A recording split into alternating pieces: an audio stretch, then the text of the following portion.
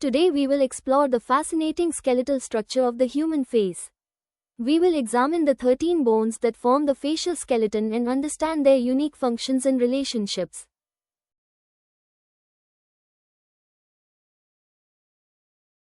The human face is composed of 13 distinct bones that work together to form its structure. These include 2 zygomatic or cheek bones, 1 maxillar or upper jaw bone, 2 nasal bones, 2 lacrimal bones, 1 vomer, 2 palatine bones, 2 inferior conchae, and 1 mandible or lower jaw bone. The zygomatic or cheek bones form the prominence of the cheeks and part of the floor and lateral walls of the orbital cavity. They articulate with the zygomatic process of the temporal bone to form the zygomatic arch. The maxilla or upper jaw bone forms the upper jaw, anterior part of the roof of the mouth, lateral walls of nasal cavities, and part of the floor of orbital cavities. The nasal bones are 2 small bones that form the bridge of the nose.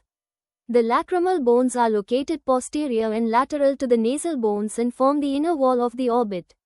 They contain grooves for the lacrimal sac and nasal duct, which carry tears from the eye down to the nasal cavity. The mandible is the strongest bone of the face and the only movable bone of the skull.